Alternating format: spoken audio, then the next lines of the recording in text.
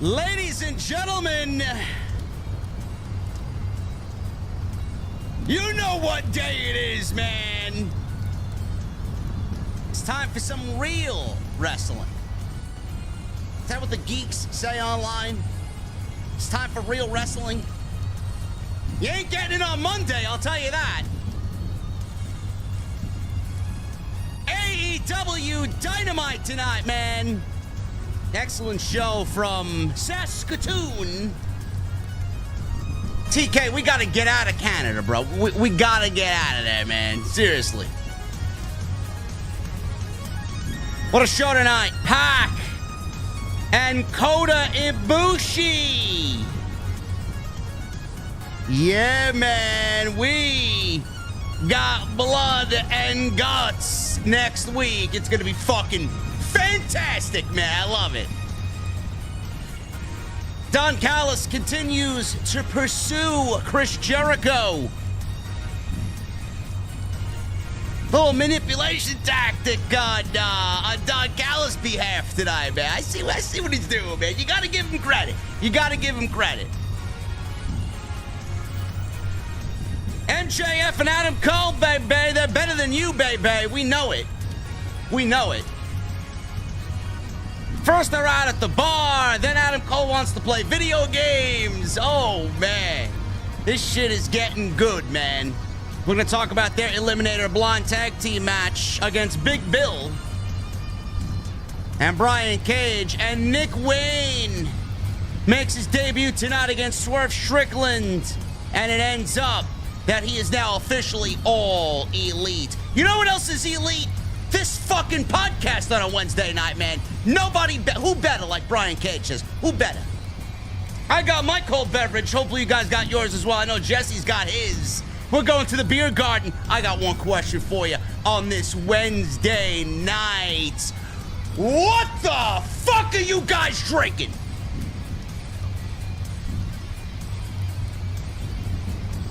I'll see you over there.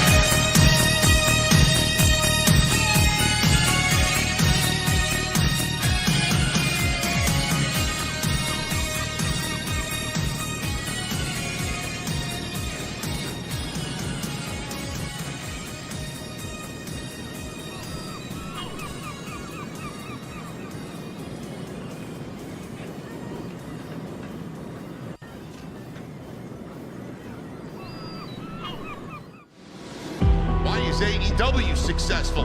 Why is Tony Khan running his promotion better than Vince McMahon and Bruce Pritchard are running Monday night and Friday night? Long-term booking.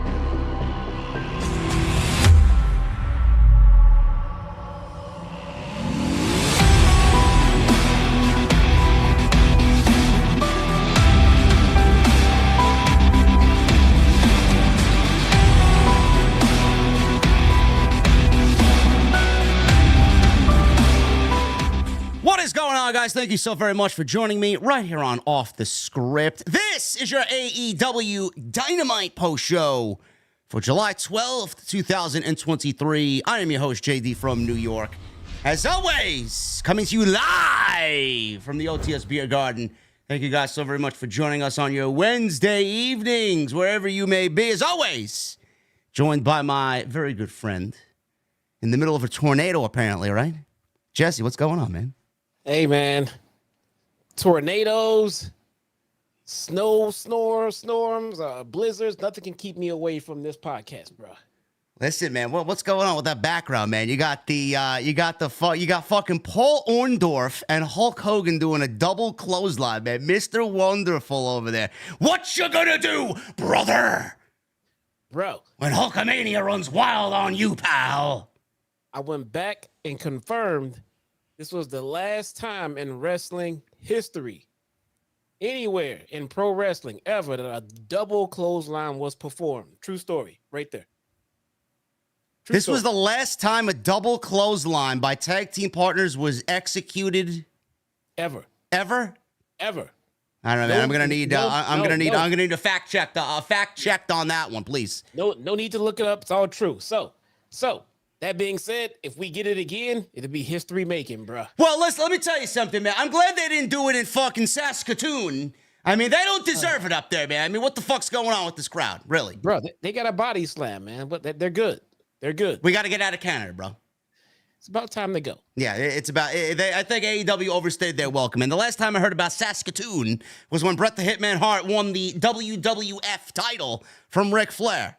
Before, when was that? Was that, I don't know, was that after the Royal Rumble? No, it was after WrestleMania when he lost his retirement match or his loser leaves town match with Mr. Perfect on Monday Night Raw. I think that was it, right?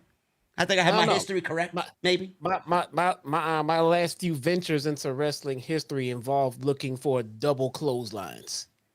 So that's how you spent your Wednesday evening, man. I can't really say that is the most ideal way I'd spend a Wednesday night, but you're better off than some of the people on fucking Twitter, man. Some of the virgins and geeks on Twitter, man. So you got that going for you. There you go. Yeah. There you go, man. Listen, man, Dynamite tonight. I thought this was a great show tonight. Flowed well. Dynamite has been up and down. Hasn't been the talk of the town since AEW Collision has debuted, man. I think Collision's the best TV show right now out of all the major wrestling shows.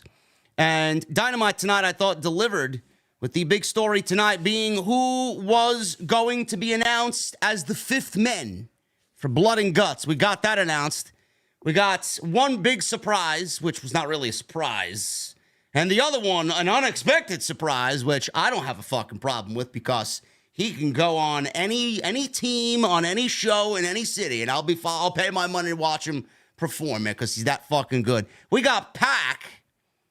I don't know if he's a part of the Blackpool Combat Club or not, but at least for one night only, he's part of the Blackpool Combat Club. I mean, they're heel. He's a fucking heel. He's a bastard.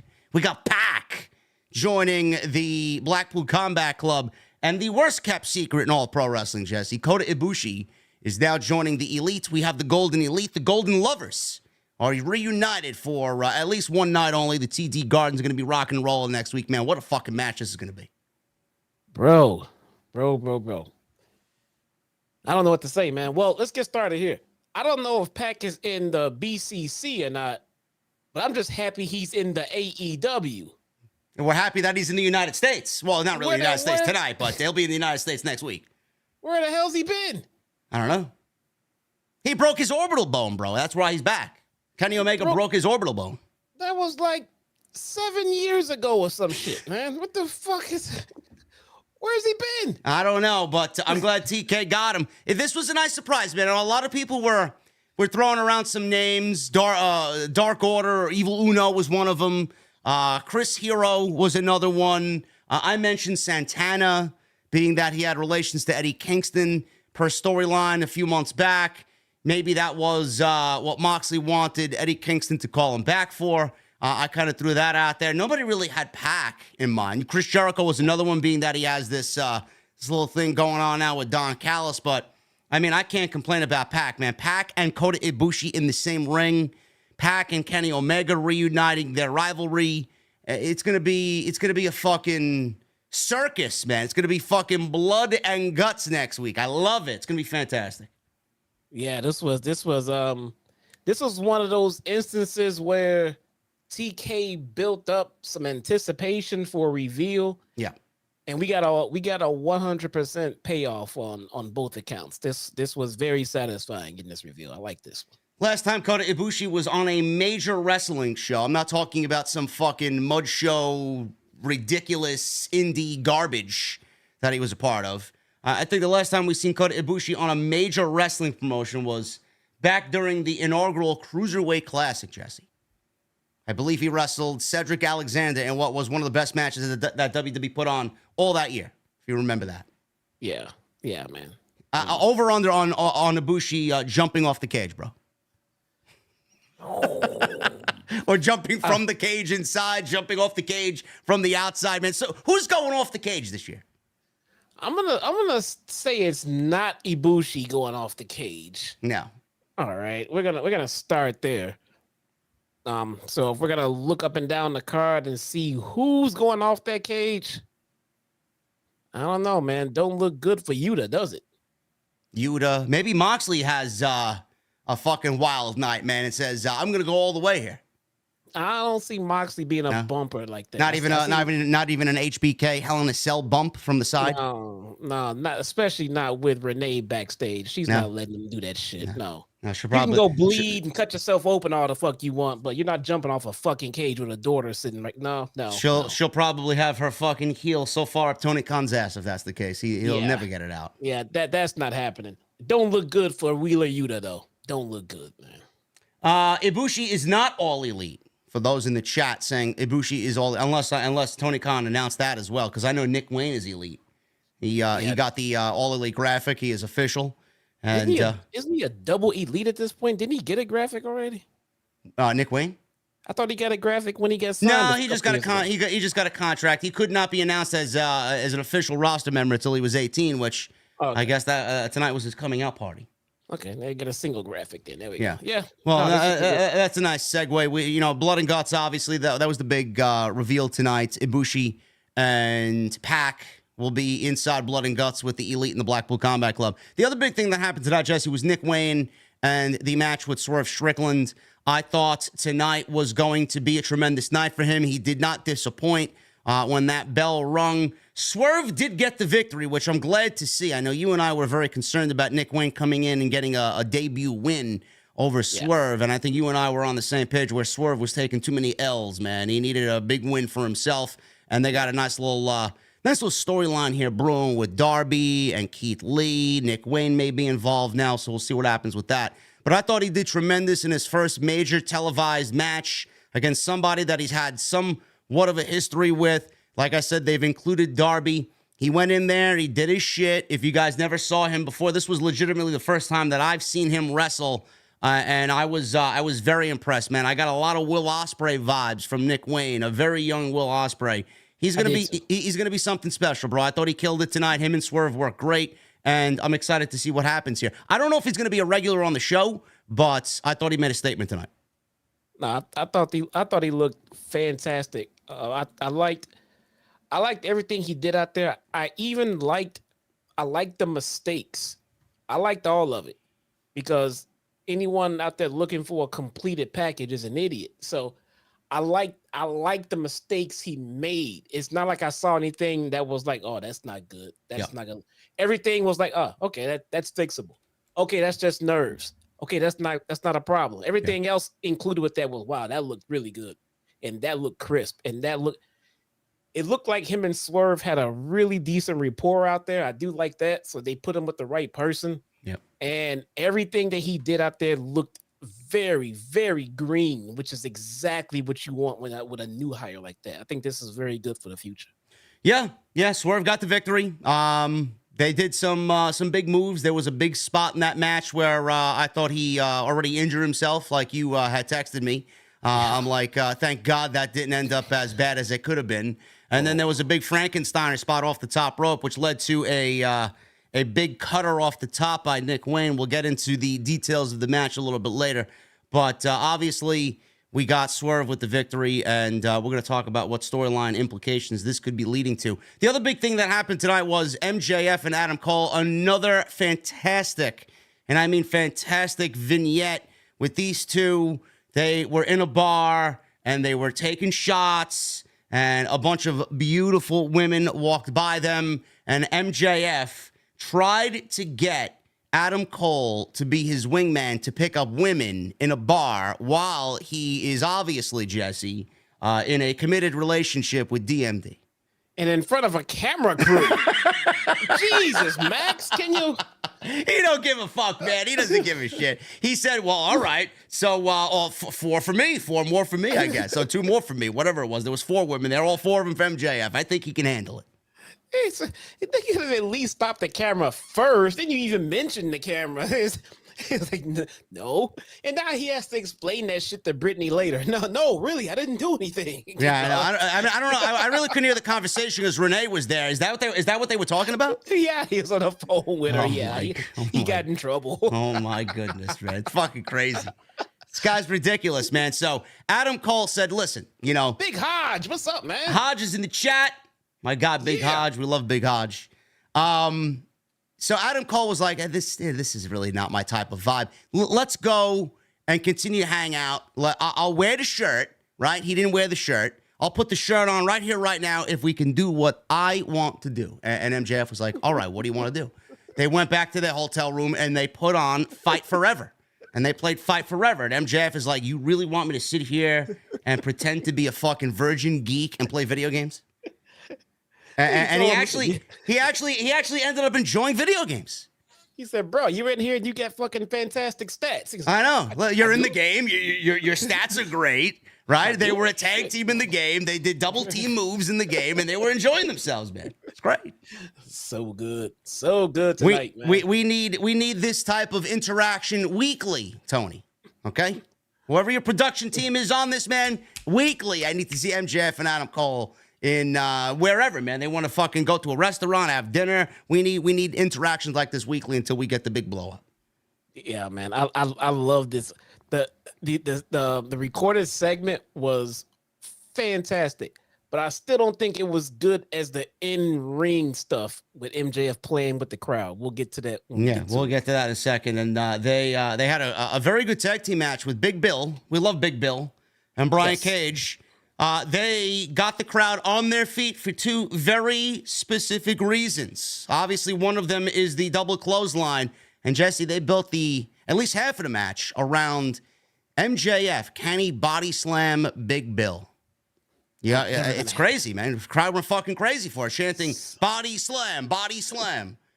So good. It took me back to All In, when Name Redacted was facing Kazuchika Okada, and they Marty the whole Scurll. I'll say it. The villain, Marty Scurll, built that match. I was sitting right behind Jesse for this thing. Built the match around a vertical suplex, bro.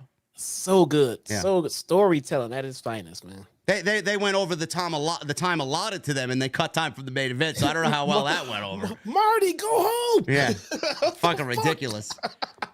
But yes, I mean, Dynamite was very, very good tonight. Obviously, we'll talk about Chris Jericho as well, and Don Callis trying to use very slick manipulation tactics on Chris Jericho. And Darby Allin and Orange Cassidy do not advance in the Blind Eliminator Tag Team Tournament. We'll talk about that. And Ruby Soho, second time in the finals of the Women's Owen, as she beats Sky Blue in the semifinals tonight. We'll talk about that as well. So we got a lot to get into tonight. I want to thank you guys for joining us right here on the podcast for this AEW Dynamite post. Thank you guys very much. We got 1,600 people in here right now. People still filing on in. I only see 361 likes, though, man. What the fuck's going on? I mean, we should at least be at 500. Can we get as close to 1,000? I mean, it should be 1,500, really. It should be at least 1,500. What are you doing? Okay, so you might think, if I hit this thumbs up, I'm going to get spam with all kinds of stuff I don't like. If you're here watching right now, then you already want to see shows that JD produced. So just hit the thumbs up. Nothing changes your algorithm or your recommended section. Just hit the fucking thumbs up. Hit the thumbs up, guys. It helps me out. It's the best. If you guys don't want to get in on the super chats or the memberships, it's the best way to do it, man. It's absolutely free to do. Hit the thumbs up. Super chat, speaking of them, man, get them on in. Those of you who want to get them on in, we'll hang out at the end of the show with our cold beverages as always. And we will have last call later on tonight. Memberships, hit that join button. Become a channel member, a VIP right here on OTS. We got videos. We got videos out the Saskatoon. because I got to get that new Dark Horse Mustang, man. I gotta fucking get on the grind here. So make sure you guys go check out all the other videos. We did Monday Night Raw. Drew and I, Andrew Baydala, and I were live on Tuesday with Tuesday Night Titans. It's quickly becoming my favorite thing of the week, man. Excellent discussion last night around several different topics, so go check that out. Bro, I'm sitting right here. Well, I like this show, too. I'm sitting right here. I like this show, too, man. Any show where I have a guest on, I love it. Continue your fucking spiel. We're live on Wednesdays with Jesse. I had an extra go up on Tuesday, extra go up today. There's going to be an extra tomorrow. So we got videos coming. And if you missed anything on the homepage, go and check that out. You guys can follow Jesse on social media at Chi-Town Smark on Twitter. Go follow him on YouTube as well. I'm at JDfromNY206 on Twitter, Instagram, TikTok, Cameo, and I'm on Threads as well, which is apparently a waste of time. I don't even know why I'm on there. But go follow me on social media. And tonight's show is always sponsored by Blue Chew. BlueChew.com. Code JD at checkout. Make sure you guys sign up, get your free sample. All you have to do is pay the $5 shipping and handling. You know who doesn't need Blue Chew Jesse? MJF with those beautiful ladies that walk by him. Oh, my goodness. Yeah, he might need a lot of Blue Chew for that one. I don't know, man. I don't know. Anyway, let's get into the top of Dynamite here. We are going to open things up with Chris Jericho and Commander to open the show. Commander Aziz? Commander Aziz. Where is Apollo Crews, by the way, bro? Have you realized where Apollo Crews is? I don't know, but shouldn't we be getting Commander Aziz and NXT Underground? I mean, are we getting the return of the Aziz? Apollo Crews, as talented as he is, goes down to NXT, revitalizes himself, gets called up to the main roster via the draft, and is sitting in catering for the last 3 months. God, unreal. That's what I call good shit, pal. And Vince McMahon ain't booking creative. Yeah, sure thing. Nope. I don't know. Chris Jericho and Commander Aziz tonight on AEW Dynamite. Listen, Jesse, I enjoy Jericho. I think Jericho's great. I'm very excited to see where this goes with Don Callis. And I might upset a few people who might look at Commander as, oh my God, he's great. He's exhilarating, breathtaking. He's so good. I think Commander is cringe, bro. I'm just going to flat out say it. I think Commander's cringe. And this match meant absolutely fucking nothing at the end of the night. Zero. Well, I see what you're saying. I really do. I don't really want to disagree, but I think what it is he's just so cookie cutter. He's a masked luchador. Yeah. No different than any other. It could be Fuego del Sol in that outfit for all I gave a shit. I mean, there is no rhyme or there's no reason to give a shit about him.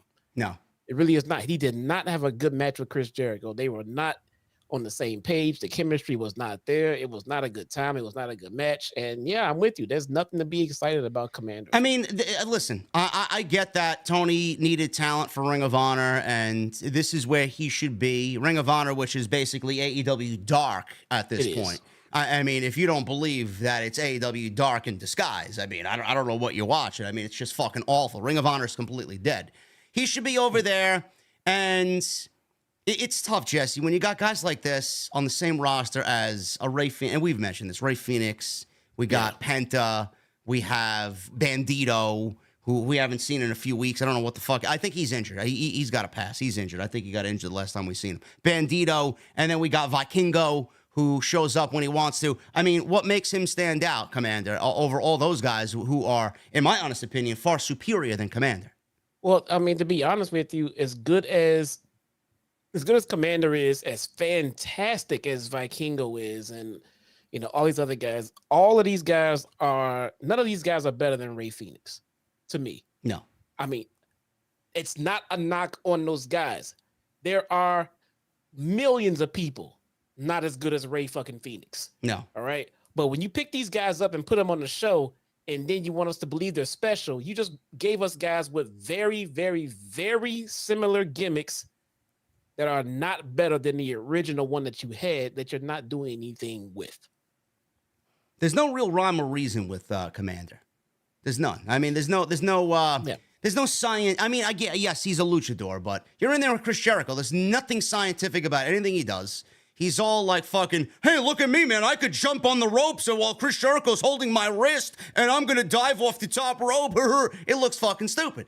It really does. I mean, he does these tornado dives over the top, and he barely grazes them. I thought I was watching Charlotte Flair out there do a fucking moonsault where she basically doesn't do anything on her opponent. He's done that a couple of times in this match, barely grazing Chris Jericho. I mean, he does that nice little run on the top rope where he hits the crossbody to the outside. That's the best thing he does. I guess that's what he's known for. But outside that, I mean, what did this match accomplish? I mean, it got Jericho in the ring with somebody like this, and Jericho gets the win because what's going to happen? Jericho's going to lose to somebody like Commander? No. I mean, they tried to make us believe it, but no. So the match itself was a little shaky. It wasn't Jericho's best, and they obviously were not good dance partners. What happened here was after the match. This is where we really want to focus in on. After the match, Don Callis. First of all, what is with Don Callis' theme music, bro? You hear this shit? It's like this ominous fucking tone. I mean, it's like a scene out of a horror movie. Like someone's gonna get fucking slashed. Yeah, it never breaks the same chord. It's really. He'd be better coming out to nothing. Yeah. Literally coming out to nothing. Literally. I think that would be fantastic if he came out to nothing but booze. Yeah. It's like the dun. It's like this fucking one piano note. Yeah, I heard it. I'm like, ooh, what is this? And then they showed him on the screen. Like, oh, it's Don Callis' new song. So I'm waiting for it to break into its cadence is what it's gonna do. It never got out of the introductory tone. It just monotone all the way through. It is really bad. It makes me hate him more, so maybe it's doing this job. Maybe that's the vibe they're going for. Who the fuck knows? Maybe. So Jericho was celebrating. Don Callis walked out to this noise. I don't know if you could really constitute it as a fucking theme song. Callis said, "The world is abuzz over the possibility that Jericho joins the Don Callis family. So 28 years ago, they were a part of a faction led by their mentor, Bad News Allen.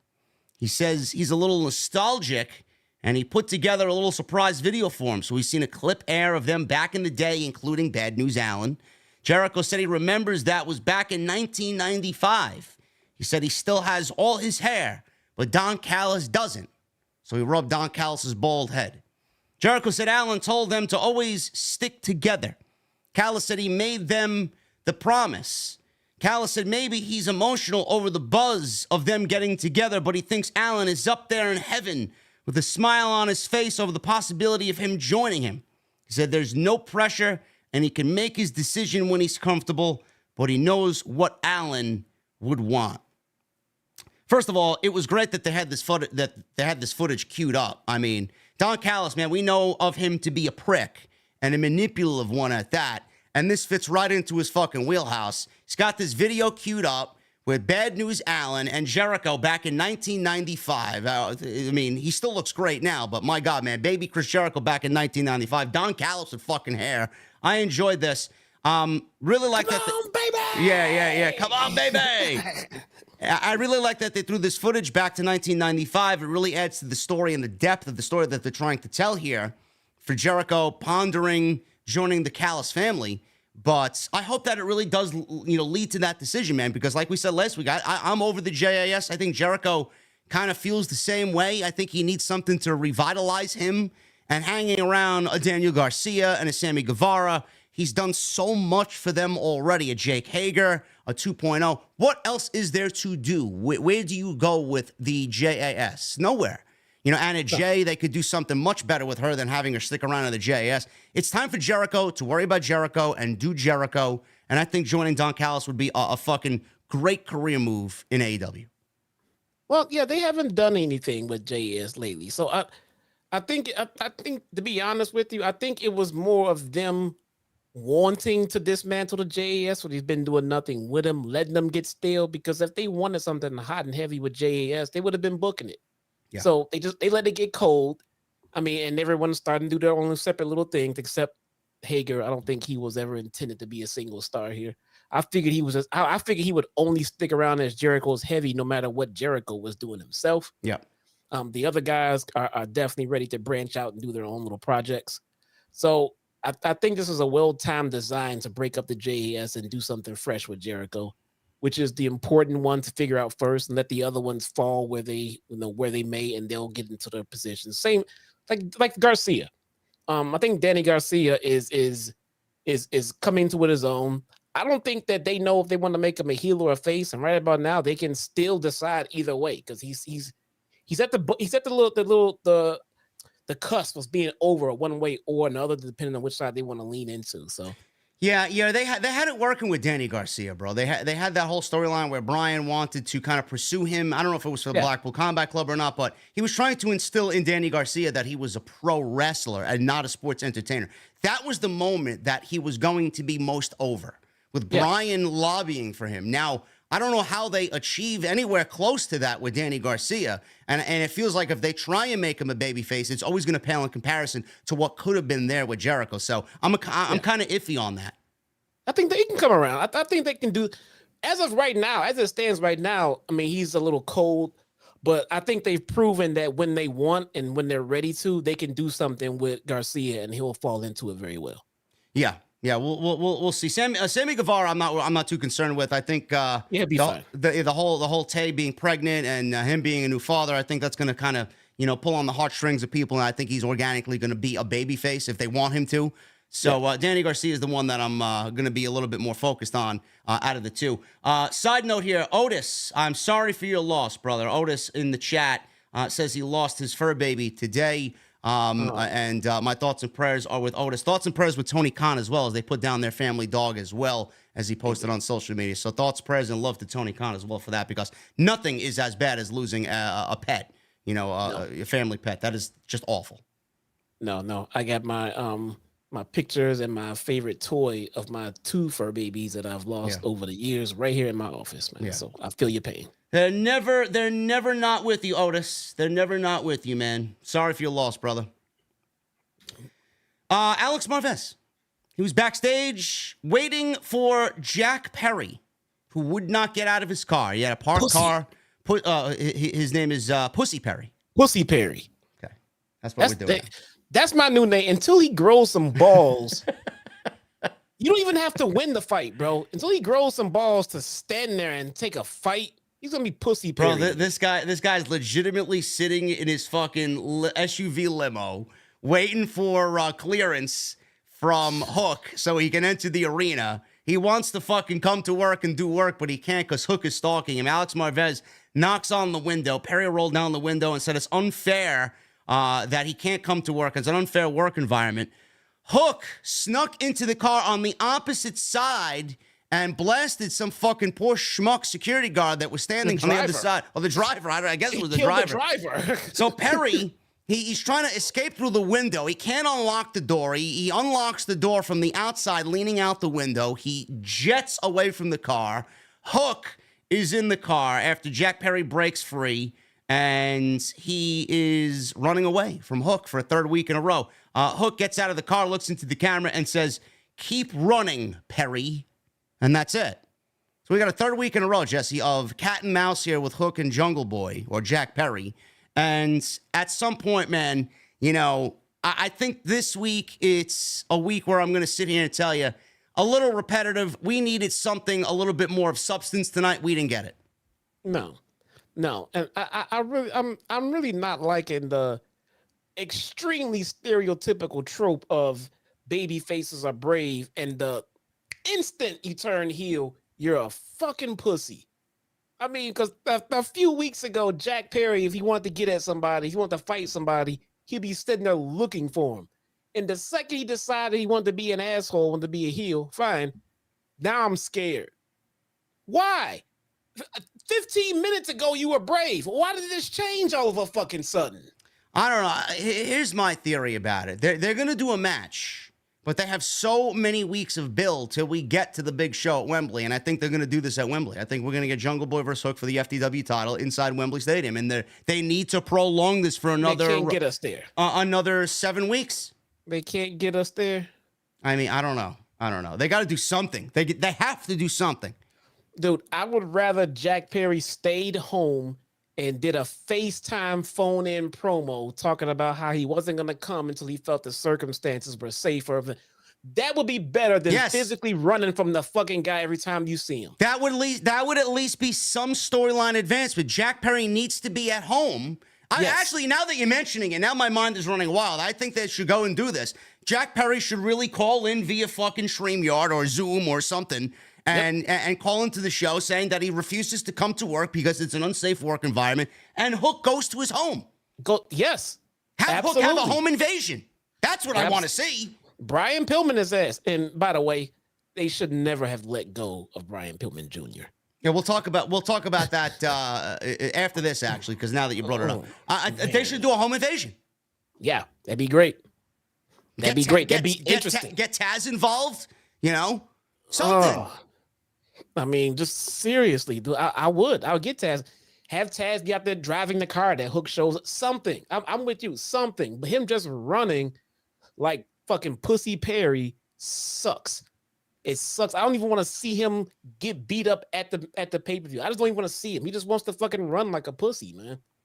All the time. Get him out. And what happens, Jesse? If Jungle Boy is running, or Jack Perry is running away from Hook now 3 weeks in a row and continues to run from Hook, I mean, eventually he's got to win the match, right? He's got to win their first match. You can't have him lose, otherwise he's going to look like a weak fucking heel right out of the gate. So now, I mean, and there goes Hook's streak. Yeah. You could have kept this streak strong. Hook could have won this match if they had made Pussy Perry an actual badass. Yeah. In the build-up. Now it comes to that match. You can't beat this pussy. He's fucking scared of you. He has to fucking win now. You better run, Perry. Get the fuck. That is so messed up, man. Speaking of run, you know who ran from AEW because they didn't extend his contract is Brian Pillman Jr., bro. I mean, I think that was a foregone conclusion that Brian Pillman was not going to have any real substance on AEW TV. But the thing that bothers me is, and I mentioned this on my extra today because I talked about it. It was one of the stories in the OTS extra. If you guys missed that, you could go check it out on my YouTube channel on the homepage. Brian Pillman Jr., Jesse, he's got obviously the family legacy. And I just feel like AEW tried to tap into that a little bit.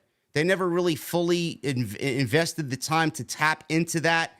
And especially with the Dark Side of the Ring stuff with Brian Pillman, which was a fantastic episode, they did a little something about it and pushed him a little bit. He had a little something going on with MJF, and they gave him some hometown pop in Cincinnati. But it never really amounted to anything. And this was after you and I had raved about the Varsity Blondes finally looking like a fucking tag team.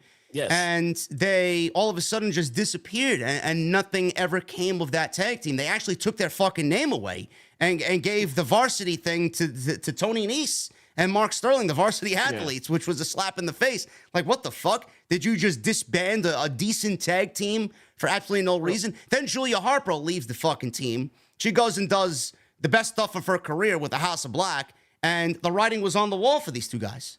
It's like, what? Griff Garrison got hurt. Well, I mean, I didn't know that. I didn't know about Griff. Griff Garrison got hurt. He went out with surgery.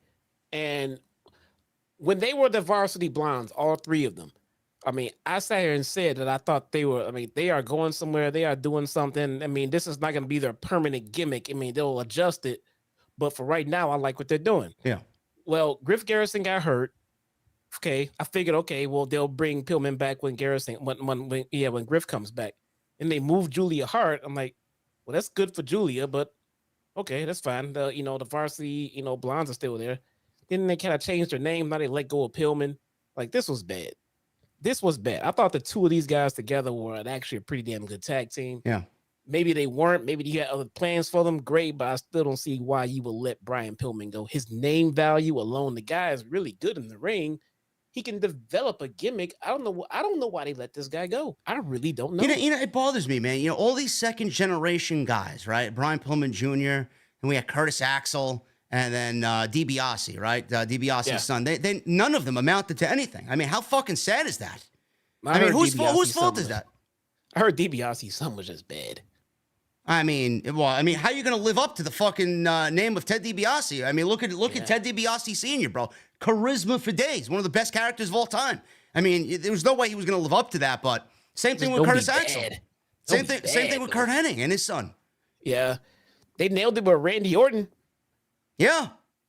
Randy Orton's 10 times better than his father. I don't know. I don't know what happens to Pillman after this. Obviously, he got taken off of AEW's roster page. I said this on my extra today as well. I think he would benefit from the Performance Center, bro. I think that they would utilize him pretty decently there.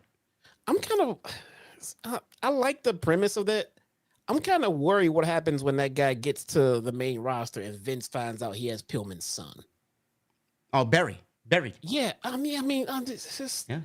Even if he wants to push him, he's gonna take him back. We'll put you in the same outfit as Pillman. We'll bring in Austin for WrestleMania. Just let him be his own man with the same last name. I don't mean give him the exact same gimmick as his father. Yeah. I mean, but I don't know. NXT be better than the Indies for him. I think Pillman Jr. deserves to be on television. Yeah, listen, I wish him the best, and hopefully he lands somewhere instead of working the fucking indies. At least he's getting his work in now. At least he's getting his reps in, because I don't know what the fuck they were doing with him. I don't even think he was working. I'll even collecting a paycheck. I'll even say if he doesn't get picked up by the E, I'll be happy to see him in Impact. I mean, I think he's a damn good wrestler. I think he should be on television. Maybe, man. That actually may come to fruition. We'll see. Yeah. Renee interviewed Don Callis in the back, and she asked about Chris Jericho. Callis said he was going to make a big announcement, and that was going to be regarding the 5th member of the Blackpool Combat Club and who will be on their side in Blood and Guts. He said he'll go to the ring alone. Renee said, is that such a good idea to go to the ring alone with so many people looking for you? Callis says he's not afraid of Kenny Omega. Excalibur then shot it to a skit of MJF and Adam Cole. This new skit. They were at a bar taking some shots. MJF says he's disappointed in Adam Cole because he's not wearing the Better Than You Baby t-shirt. And Adam Cole said, well, I lost it. He lost the shirt. 4 beautiful women walked by who caught their eyes. MJF said there's 2 for each of them. Cole said, listen, Max, I really care about Britt Baker. MJF said, yeah, I admire that. So I guess not. 4 for Daddy then. He left with the 4 women. What they did, nobody knows. Use your imagination. He came back zipping up his pants.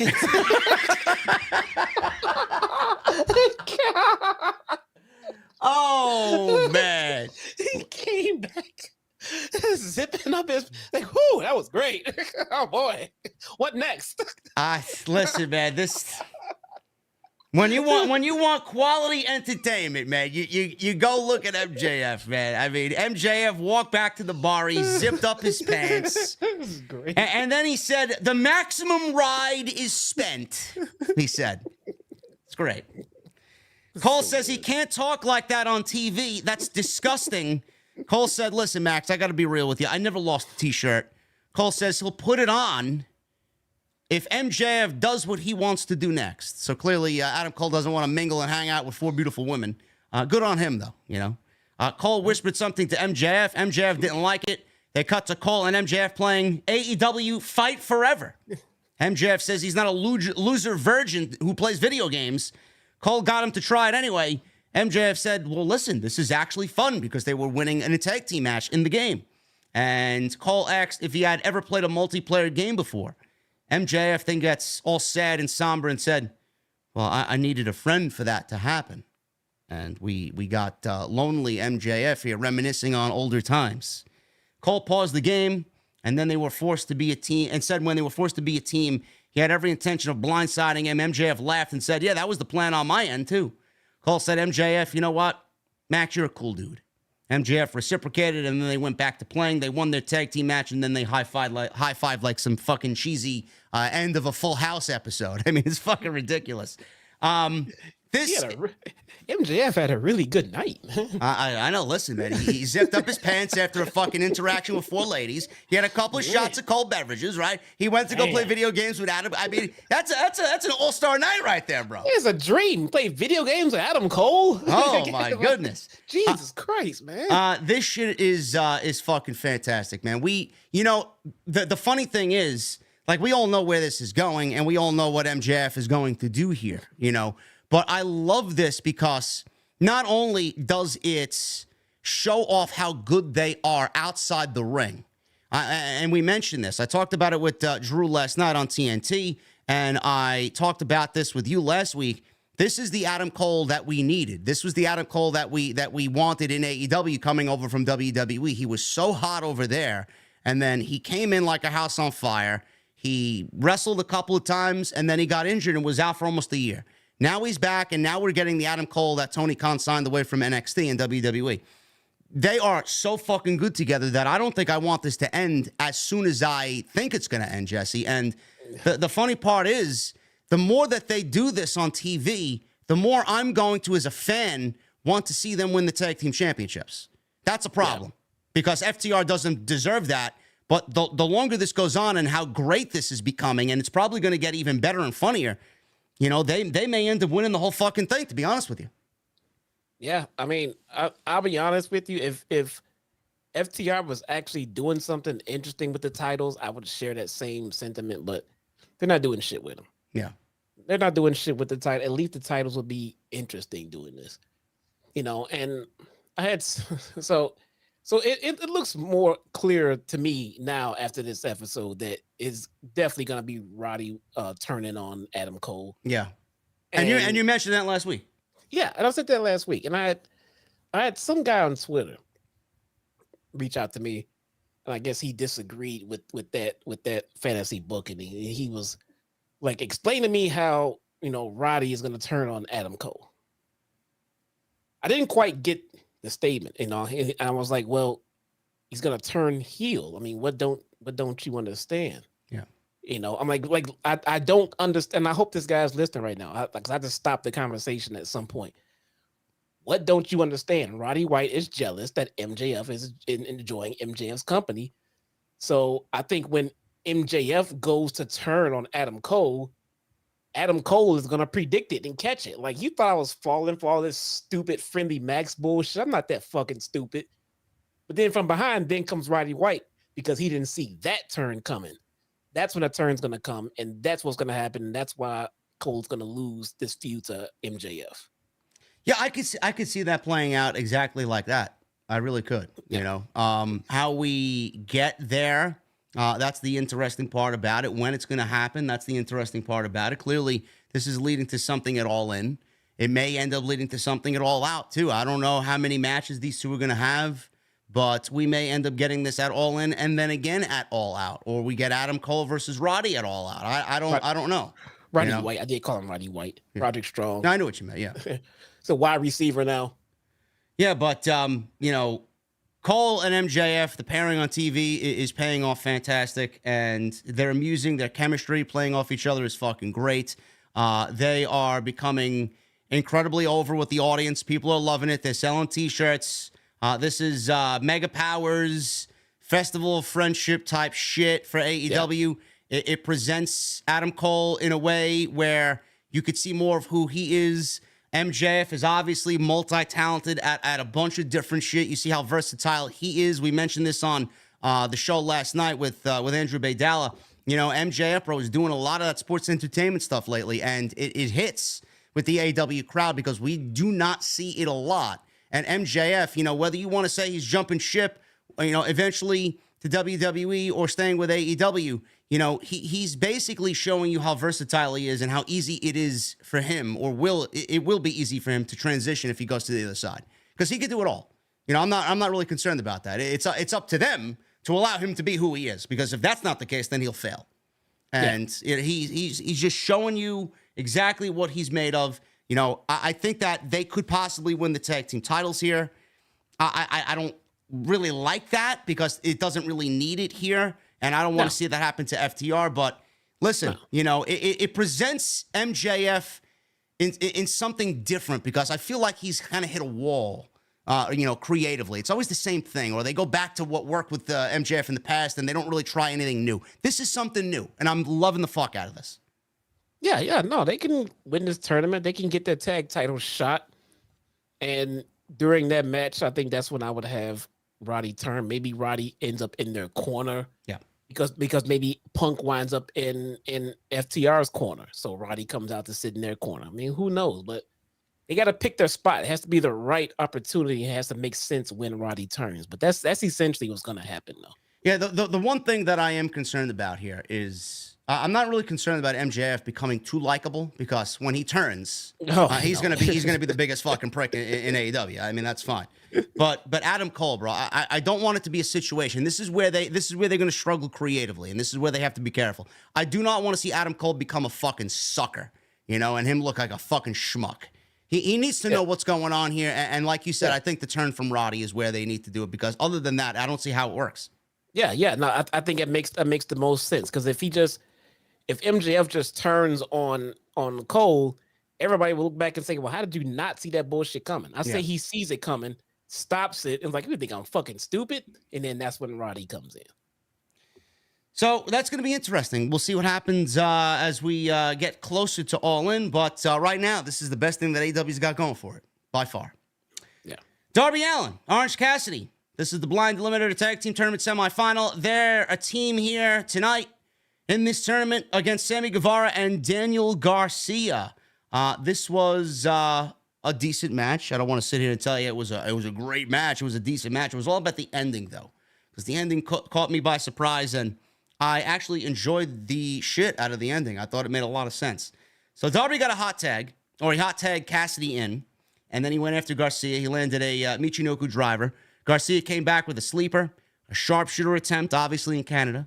Cassidy fired back with a Slumdog Millionaire, and then, or Stundog Millionaire, and then a DDT for a near fall. This was broken up by Sammy. Cassidy landed a beach break. Garcia leveraged his shoulders down for a near fall. They rolled to the mat, counter after counter, eventually knocked each other down with boots to the chest. So Garcia and Darby tagged in. They collided heads. Garcia slammed Cassidy on the ring apron. Both of them were down at ringside. Darby ate a knee from Guevara. Guevara went for a shooting star press. Darby moved. Nobody was home. Garcia then put Cassidy in a sharpshooter at ringside, and all of a sudden, Prince Nana of the Mogul Embassy walks out and grabbed Darby's skateboard. He hands it to Daniel Garcia, told him to use it. Garcia smiled, and he wound up to smash Orange Cassidy with it, but Darby grabbed it. And all of a sudden, the referee is now distracted by this, which leads to Swerve coming out and giving Darby a devastating running knee. And this was obviously a play off of what happened last week in the tag team match with Swerve and Keith Lee, Darby, and Orange Cassidy. Garcia then gave Darby a go to hell for the win, or Sammy rather, and Guevara and Garcia win, and they celebrated together as they advanced to the finals of the Blind Eliminator. I like the Swerve inclusion here, Jesse. Not only does it play off the tag team match and them losing last week, but it goes back even before that to the pre-match promo where Darby and Keith Lee had a little interaction, and Darby was basically boasting up Keith Lee like, you know what you need to do now, and I'm glad you got rid of that fucking baggage known as Swerve. So Swerve took that to heart and came in here and fucked Darby over, and I like it. No, that was good. When Nana came in and gave him the skateboard, I'm sitting there looking like, why in the fuck would you do that? You're just gonna get eliminated. Yeah. You're gonna get tossed out. What the fuck? I mean, so you're gonna get DQ'd. But then when Swerve came in, I'm like, okay, it was a bait and switch. Swerve, okay, I see. Okay, makes sense now. Damn good spot. Damn good heel spot. I like it. It made sense. And I like the story they're telling with Sammy. It seems like they're pulling back the reins a little bit on pushing Sammy as hard. I said this last week, they're doing it even more. They're continuing his path, and they're just letting it happen a little bit more organically rather than trying to shove babyface down our throats with Sammy, and I can appreciate that. Yeah, they've kind of reeled that in. I noticed that too, which is good. Are we finally going to get this Keith Lee and Swerve Strickland match at All In? I'm assuming they're going to save it for a big stage like that and finally blow it off. I mean, what are we leading to? We lead into Swerve and Darby. Are we going to get Nick Wayne involved in this thing, or is this going to be all about Swerve and Keith Lee? Which I think that they should, because I mean, how long are we going to go on with this before a blow up? But the important thing is Keith Lee is teaming with Dustin again. Next, it's on Rampage though, bro. It don't count. Okay, you're right. Yeah, it's on Rampage. Who gives a fuck? It doesn't count. Yeah. This is true. I hope they get to that. You know, there's some fucking virgin. Why? JDH, Rampage. He's a Nick Khan shill. Yes, we all hate Rampage here. Yeah, we don't watch Rampage. Rampage sucks. Nothing happens on Rampage.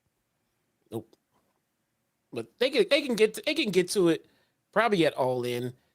But the thing is, they're just assuming that we're salivating over it. You're gonna have to reintroduce this fucking feud all over again. You just can't sit here and hope that we'll remember the feud they had way back when. No. Tell it to us again. New story. Let's go. Yeah.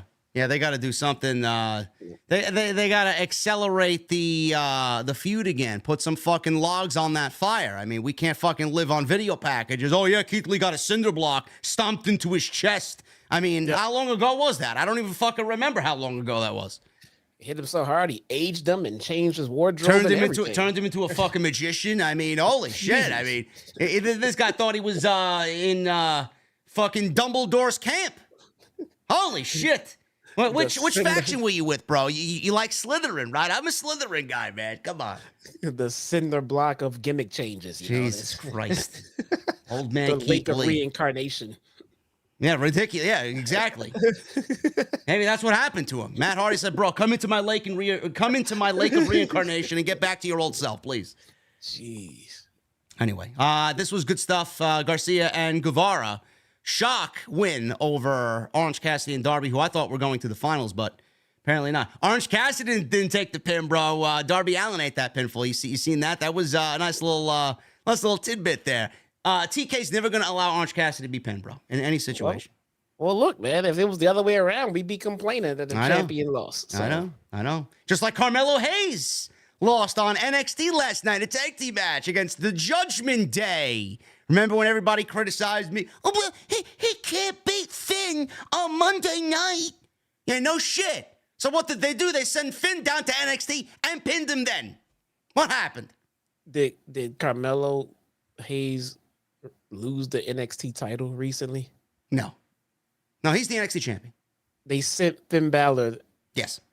Down to NXT. They sent Judgment Day down to NXT for ratings ploy, for desperate ratings, and they pinned Carmelo Hayes last night on NXT in the main event as champion. Next segment. Yeah, JD, you should come back and watch NXT. Negative. Negative. Good luck with that one. Maybe when Shawn Michaels leaves creative, maybe. Renee was ready to interview Adam Cole. Cole was on the phone in the background. Does that make Hayes stronger now? No, it makes Carmelo a loser. You know, what does Carmelo say? Melo never misses? Let me tell you something, bro. That was a fucking brick if I ever seen one, man. That was a brick. He didn't even hit the net, bro. He didn't even hit the rim. That was an air ball. Air ball fucking times 1,000. That was fucking... Ridiculous. Ridiculous. Why would you do that? I don't know. Why would you send someone down to beat your NXT champion? Like, I guess again, didn't they send Dolph down to beat the Braun Breaker, didn't they? You know, there's some geek on social media trying to make an excuse of why this made sense. Oh, well, Carmelo's going to show up anyway and ruin Judgment Day on SummerSlam. Whatever the fuck they say. I don't know. Who gives a fuck? I just figured that was fun. Yeah, I don't know. All I remember is Judgment Day standing over Carmelo Hayes as a foursome at the end of NXT last night. Really. And Dominic is wrestling for the North American title, bro.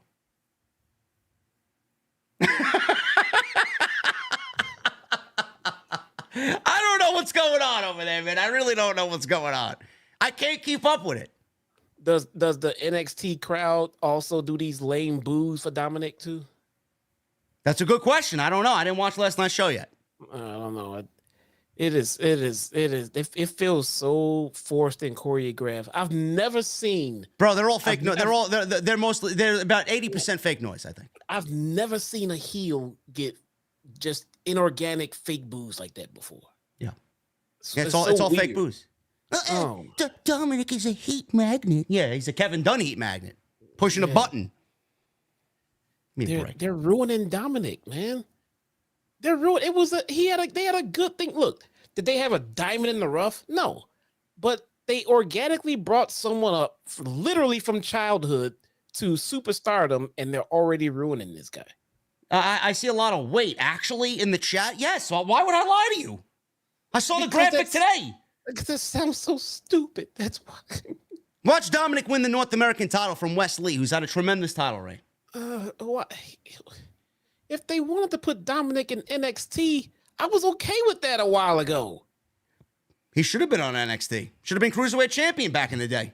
But they pushed him on the main roster for some idiotic reason. And lucky for them, Jesse, I'm sorry, bro. Worked. It's Dirty Dom. Dirty Dominic. It's not. By the way. It's Dirty Dominic Mysterio, bro. Who came up with that one, man? Please tell me that was Paul Levesque, bro. Please tell me. No. I'll tell you who did it. It was Fandango. Dirty Dom? I wasn't sure about this until I did my last stream, and I asked my listeners, did WWE come up with Dirty Dom before or after Fandango turned heel and called himself Dirty Dango? And the resounding unanimous reply was, oh, they did this afterward. So after Dirty Dango was a thing in Impact, all of a sudden Dirty Dom came up in WWE. True story. Well, wait a minute. I mean, there was, Dutch Mantel was Dirty Dutch in WWE. I mean, soon after Dirty Dango. So you mean to tell me that WWE or some geek in WWE is watching Impact and he's stealing or they're stealing from Fandango? It was either an extreme coincidence or someone. Wait a minute, is that really his name on Impact, Dirty Dango? Yeah, that's his. I actually like that, man. That sounds cool. That's his new heel name. He's been Dirty Dango for weeks now, and I wasn't sure because I wasn't watching WWE every week. So it came up last week here, and I'm like, I'm not gonna bring it up because I don't know which one came first. So I asked my viewers, and they said it absolutely came right after a Dirty Dango debut that Dirty Dom came about. Dirty Dango, man. Sounds like something that should be on some X-rated internet sites. His new gimmick is he gives zero fucks about everything. He hates wrestling. Does he dance? No. He's not doing the thing anymore? No, his new gimmick is he hates wrestling. He hates wrestling, but is a professional wrestler for a living. Yes. He does it for the money and only the money. His vignettes have been fucking great, man. Imagine Fandango just not giving a shit and still having that same charisma. He is so good. He's so good, man. Dirty Dango's been killing it. And then in comes Dirty Dom. I'm like, wow, that's convenient. It's convenient. It's amazing. That's another fucking tag team that they missed the boat on. Him and Tyler Breeze, that was a great fucking tag team. The crowd, the Impact crowd chants at Dirty Dango that Breeze is better. Really? They said Breeze is better. Well, honestly, he is, but who's counting? It's so good. And I had no idea that they probably bit that from Dirty Dango. They probably did Dirty Dutch, man. Dirty Dutch Mantel. It's possible. Is he in WWE right now? No. I didn't think so. No. Anyway, we got Adam Cole on the phone with Britt Baker. Roderick Strong walked up to Cole. He's wearing a neck brace and X. He's actually warming up to MJF. He's very concerned for his buddy here. Cole said MJF isn't actually a half-bad guy. Cole smiled as he read a text that came through the phone just at this exact time from MJF, who said he wants him to rock the T-shirt and do the double clothesline tonight. That MJF said he just saw Brian Cage in the hall and said, I have the flu, and he's going to cancel the match. Cole called MJF right away and yelled that he isn't actually sick and to get his ass in the ring. So MJF wanted to play hooky tonight because he saw Brian Cage, and Brian Cage is scary. But we got this match happening tonight. Adam Cole and MJF versus Brian Cage and our guy, Big Bill. Big Bill tonight, man. With Prince Nana, Blind Eliminator Tag Team semifinal match. This was highly entertaining. And this was all about, at least for a good 30% of this match, was about MJF body slamming Big Bill. So we got that attempt right away, and it didn't happen. Obviously, he's not going to get it right away on Big Bill. Big Bill's a big guy. Adam Cole and Brian Cage tagged in, and then they took turns doing push-ups, which Cole did more of than Brian Cage, and this angered Brian Cage. MJF tagged back in. Big Bill tagged back in. MJF failed at another body slam attempt, and then Big Bill told him, MJF, to do more push-ups than Adam Cole. You can't allow this guy to do more push-ups than you. So MJF, like a fucking dumb baby face, bro, he goes and does the push-ups, and Big Bill kicks him right in the rib cage. Idiot. What a dummy. What a dummy. Come on now. So Big Bill ripped off MJF's shirt, which obviously angered MJF. He kind of hulked up here, hit a big-time body slam on Big Bill. Crowd fucking erupted after the third attempt, and he got it. MJF floated over Brian Cage and a lariat, got an eye poke, hot tagged Adam Cole in, big pump kicks, eye poke of his own to Brian Cage. Cole and MJF then both yelled for the double clothesline. Crowd is chanting double clothesline. So this is crazy. We got a fucking wrestling move being chanted by the Canadian crowd here. And they did get a double clothesline from both Brian Cage and Big Bill. So they didn't execute one, but they got two double clotheslines from both of their opponents. So Cole and MJF escaped a double choke slam with some super kicks. Cage hit a Samoan drop and a fallaway slam combo. Cage ate a super kick on the apron from Cole. MJF hit his heat seeker pile driver on Brian Cage. And Cole lowered the boom on Cage for the 1-2-3 and gets the pin as they advance to the finals. Fun match, where the double clothesline was being chanted by the crowd, Jesse, and the match was built off of a fucking body slam by MJF on the large Big Bill. Man. Great shit. Can you imagine the pop when that double clothesline? Oh, it's gonna be hit, bro. It's gonna be hit. It's not gonna be hit in Canada, but it's gonna be hit. Listen, man, if they're chanting body slam and double clothesline, you know something fucking is working here. Something special going on. Love it. Well, it could be worse. What if, because of MJF and the timing of their turn, what if we never get the double clothesline? I don't know. I hope not, man. We got to at least get one double clothesline. Oh, man, that would really make him a prick, though, wouldn't it? I'm genuinely curious now if MJF ever catches this fucking part of the show, man. If he's watching the show, I wonder if the inspiration is Mr. Wonderful and Hulk Hogan here. I really wonder. Did MJF actually go back and have this all in his mind about a fucking double clothesline from Hulk Hogan and Paul Orndorff? Isn't this soon before Mr. Wonderful turned on Hogan? Yeah. Yeah. Maybe it is.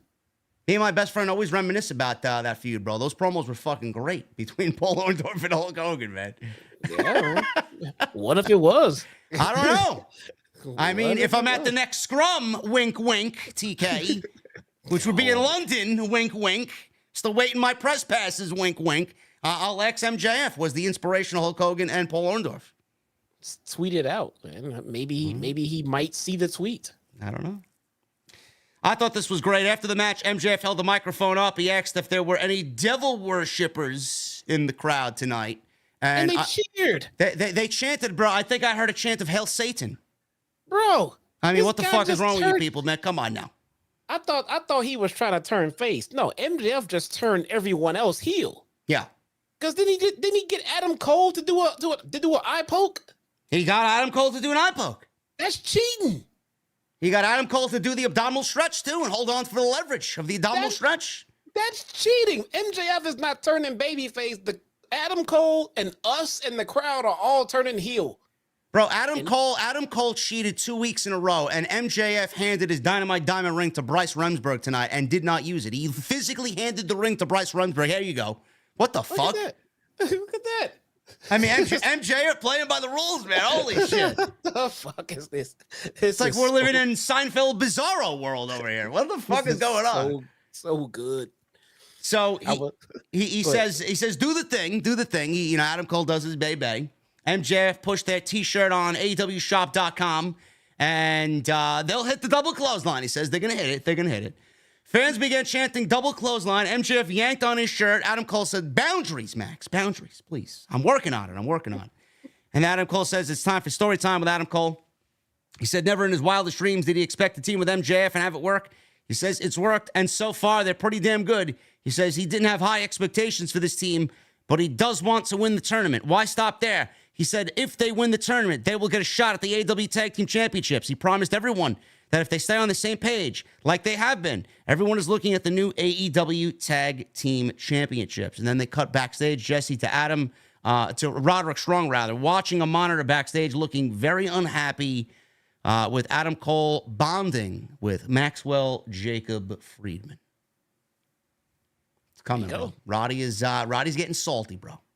I see some salty discharge coming from Roddy's eyelids, man. I don't know if he stays with MJF. Probably not. MJF is more entertaining by himself.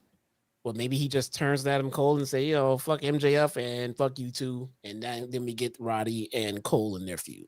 Does this lead to a possible Kyle O'Reilly return? I was wondering about that, but I'm not sure about his recovery right now. I know he had a pretty serious injury. Yeah. I will say, man, this is all great shit. Easily the best thing on AEW television. They need to continue this going. We got 7 weeks. I like to see more vignettes. They are highly entertaining. Play it up. It's going to lead to a big blow up, and fans are going to be highly disappointed. There'll be some tears. MJF will look like a prick as usual. Hopefully this makes Adam Cole into a bigger babyface than he was. All good shit. It's all working great. Renee interviewed Jake Hager backstage about the status of the JAS. Camera followed Hager into Jericho's locker room. Hager asked Jericho, "You're not really considering this, are you?" Jericho said there's a lot of history there with Callis, so he needs some time. Hager took off his hat, the purple hat, the bucket hat, and says they have history too. He said he left behind an undefeated MMA career to be by his side. He saved his life in Abu Dhabi, and he deserves to know. Hager said this affects both of them. He handed him his bucket hat and walked out with his head down. Very sad. Jake Hager, bro. He can't be without his buddy Chris Jericho. What's going on here? Or that hat. He loves that hat. I know he gave up the hat. I think he loves the hat more than Jericho. Gave up the hat, man. I don't know.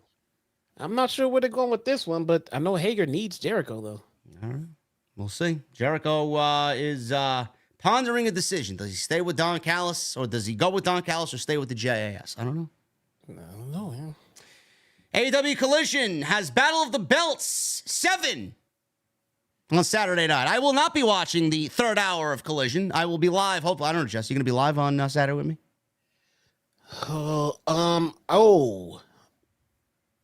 know. I don't know. We got to talk about this after the show. I don't know. Yeah. We'll Saturday, do if Jesse's gonna be with me, we'll do Collision. We're not watching fucking Battle of the Belts. Nobody gives a shit. Yeah. Saturday is Slammiversary. Yeah. So wait a minute. You're gonna do well. You could watch both at the same time. Go live with me, and then go live on Sunday. Yeah, that's what I think we might go live the next day. Yeah. All right, there you go. Slammiversary, huh? Yeah, I'll be. What's the main event over there? I think the main event is Deonna Purrazzo and Trinity. That's the main event? I think it will be the main event. I don't know. The world title match is Alex Shelley and Bully Ray. Jesus, Bully Ray's challenging for the world title? The fuck is going on over there, man? I'm sorry. What the fuck? Nick Aldis. Sorry. All right. That's a little bit better. Actually, I don't know. I think I kind of prefer Bully Ray. He's a little bit more of a heat magnet than Nick Aldis, but Nick Aldis is heel now, so we'll see. Alex Shelley's great, man. He is. I'm learning that. I had no idea who he was before. Yeah, Alex Shelley's fucking great. He wrestled that Hog a couple of times, man. Oh my God, he is so good. He makes everything look so effortless. Yeah, he is really, really good. And this is his first run apparently, so he is really fucking good. I'm finding this out right now. It looks like they're trying to put the title on Nick Aldis. He seems to be the guy. Yeah, their guy. But we'll see. This could have been just a token run for Shelley for what it looks like to me. But I think Nick Aldis is their guy. Speaking of House of Glory, they announced tonight Matt Cardona will be defending the HOG House of Glory World Championship against Hiroshi Tanahashi. So I will be calling a Hiroshi Tanahashi match. August. Wait. A lot to unpack here. Matt Cardona is your world champion? Yes, sir. No, I did not know that. Matt Cardona is the HOG World Champion. Yeah. And he's facing Tanahashi. He's wrestling Hiroshi Tanahashi. Me and Solid Monster will be calling a Hiroshi Tanahashi match, bro. Imagine that. Oh, wow. That's amazing, man. That's one of the biggest points of my career right now. That's man, amazing, do I gotta fucking brush up, man. We're gonna get. You know what I'm gonna do, man. I'm gonna make an effort, man. We're gonna get a picture with me and Tanahashi, man. A pair of aces right there. Pocket aces. Pocket aces right there, man. Unbeatable. It'll be great. Wow. Can't wait for that. It'll be on Premier Network if you guys want to go check out House of Glory. Home of House of Glory is Premier Network. So we'll be live with high intensity in the middle of August. So that's going to be great. Right. Ruby Soho. She's out there with Tony Storm and Saraya versus Sky Blue. Sky Blue, Jesse. Everybody loves Sky Blue. So good seeing her tonight. You know who I don't like, bro? Kyle Fletcher, man. That guy can go fucking fuck himself, man. Fucking cocksucker. Okay? Kyle Fletcher, man. Not a fan of Kyle Fletcher anymore, bro. Never heard of him. He doesn't exist. Now, let's get back to Sky Blue.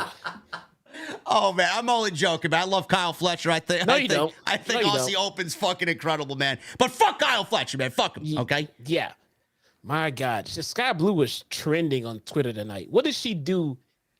What did she? I wonder, man. What did she do? It's amazing, man. Should we now coin Kyle Fletcher as Rock Hard, bro? Maybe we have a new nickname for him too.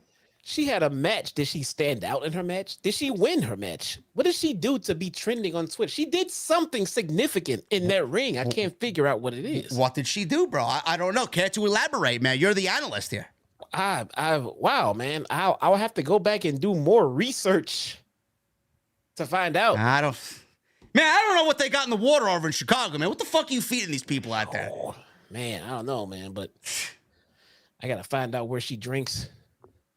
Jesus Christ. Ruby Soho, Sky Blue. This went about 9 minutes.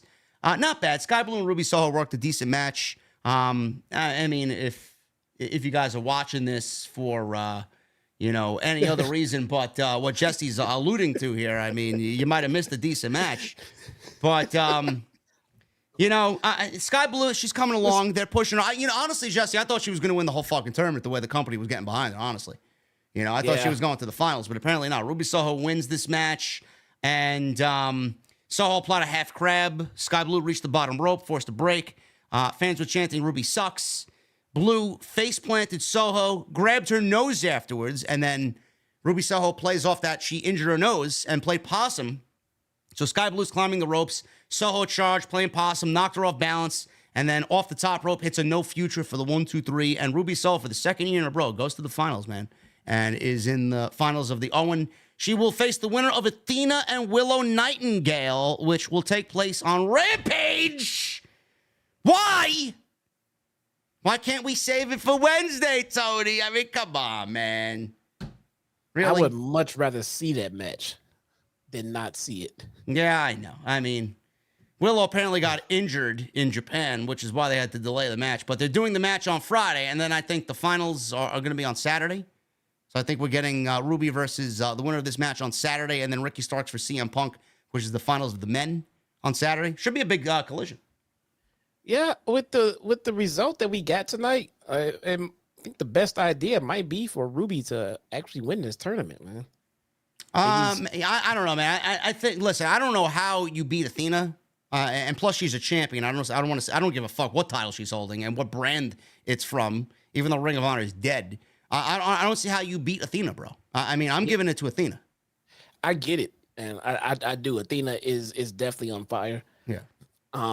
It just seems like Athena is on fire. Athena is in position to do something spectacular with. Great.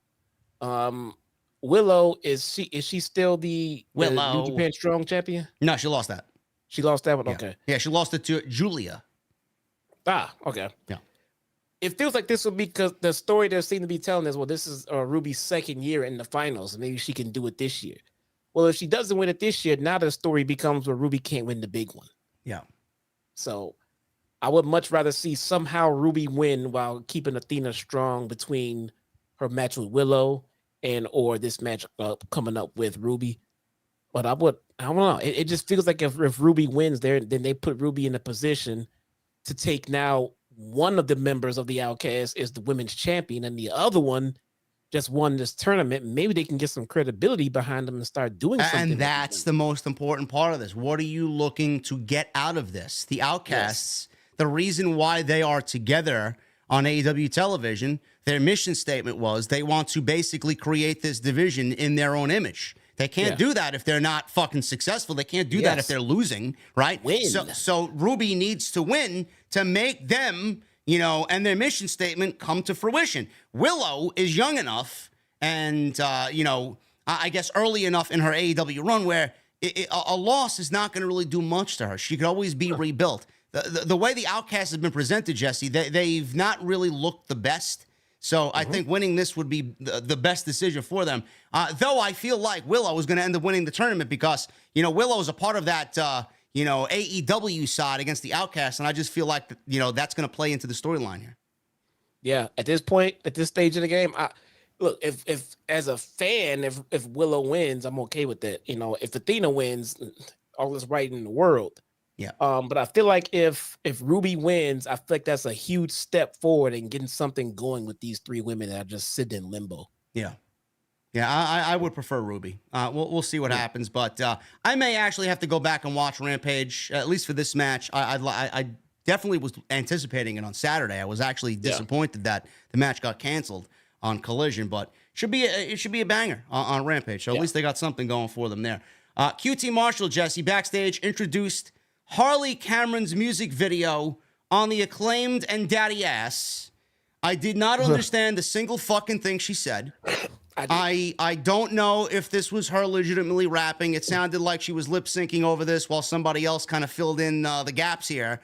And she threw out a bunch of disses. I didn't hear anything. They showed a bunch of highlights of QTV and Johnny TV and Hobbs and QT Marshall and Aaron Solo, and that was basically it. It lasted about 45 seconds, and apparently they're trying to coin her as a better rapper than Max Caster.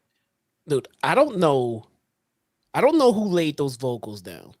When they started this segment, I actually sat up and got my face like set for cringe and to get ready for it. And this girl, I don't know who she is. I don't know who she was in her life before this, but somehow somebody in that booth went in there and just started spitting fire, man. I don't know who wrote this shit. I don't know who performed it, but I highly believe this fucking blonde girl did it. There's no way. The chat saying it was her. That was not it. Bro, that was her. She went into an Eminem fucking spiel with Godzilla. Bro, that was not. Listen, I'm not gonna speculate because music is a very subjective thing. I like what I like. What I like is not everybody's cup of fucking coffee. I'll tell you that right now. But I know a talented artist, musician when I see them. Bro, if that was her, that was uber talented. I'm sorry. Listen, she was spitting fucking lyrics and rhymes out there. A mile a minute. I didn't understand a fucking thing she said. So if that was her, she's a talented fucking woman, okay? If that wasn't her, whoever did it is a talented woman.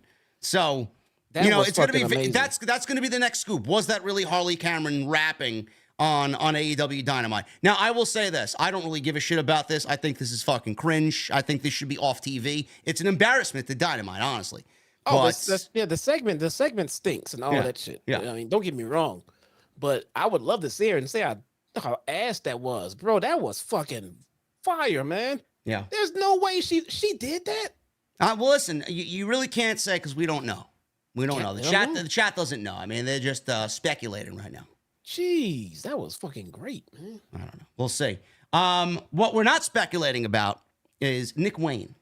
Nick Wayne had a very, very good match. Future's bright for Nick Wayne in AEW. He's now all elite per Tony Khan's tweet tonight after the show. He got the graphic and all. Swerve Strickland, Nick Wayne, 16 years old. Nick Wayne got an AEW contract offered to him by Darby Allin at the end of a match with Swerve. I believe it was in Defy, if I'm not mistaken. So he needed to wait till he was 18. And he is 18 now, and he's making his AEW debut tonight on Dynamite in Saskatoon against Swerve Strickland.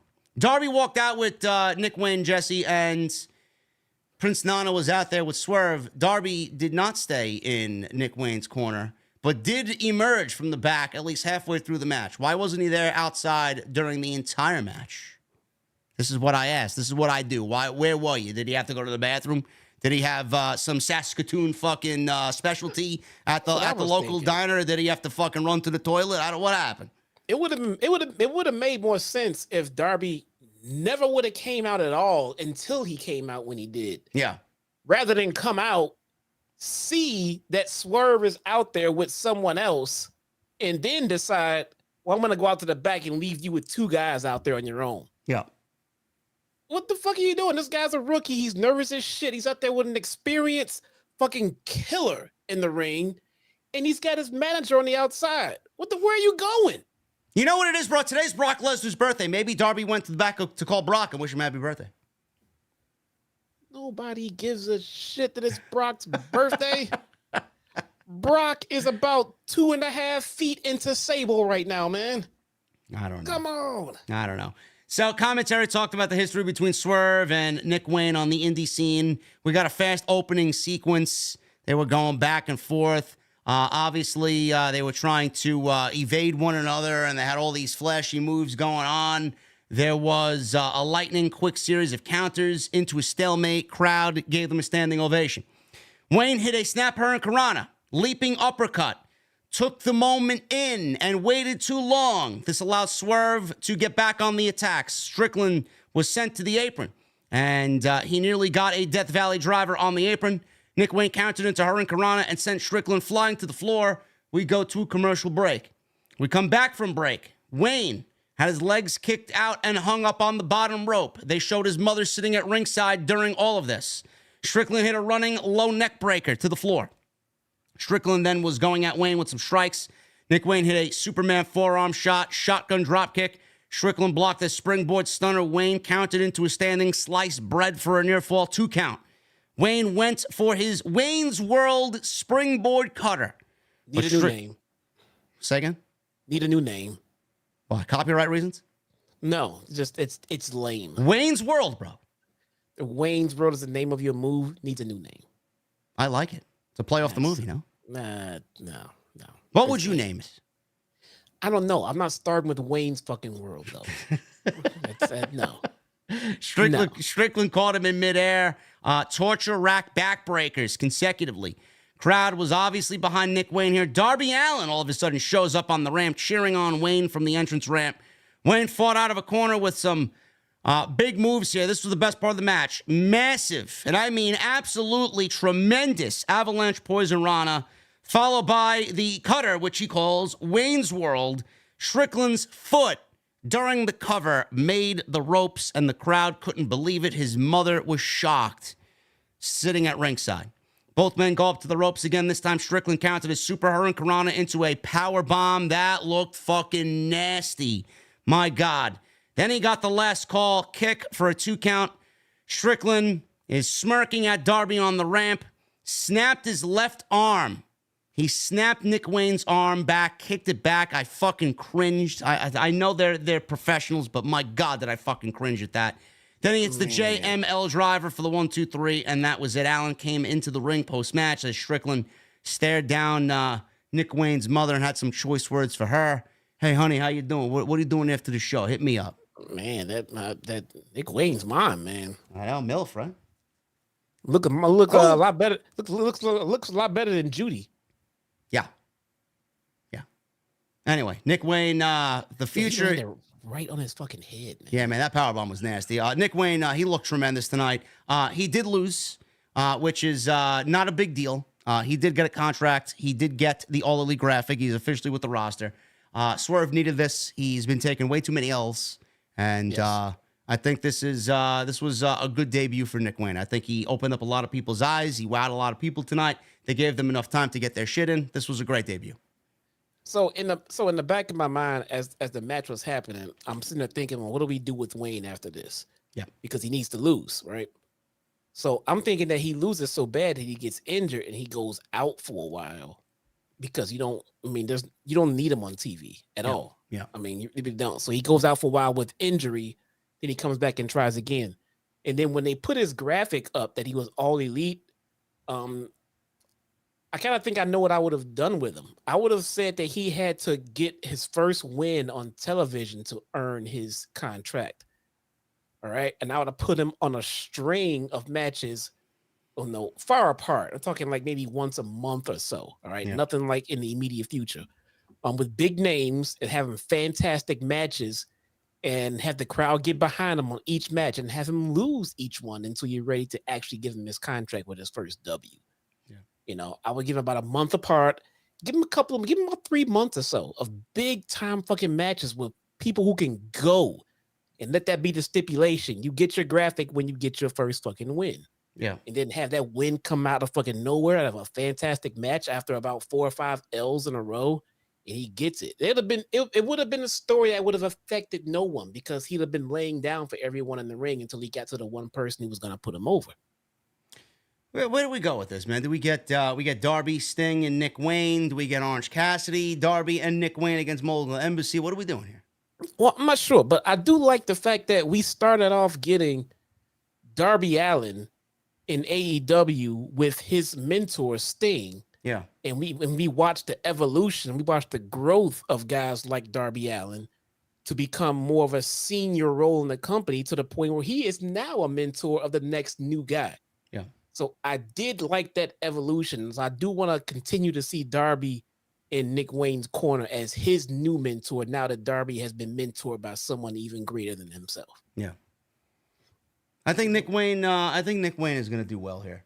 His style fits. You know, Triple H would have absolutely signed him if Tony Khan didn't. So I'm glad that it all worked out for him, and I think he's going to do well here.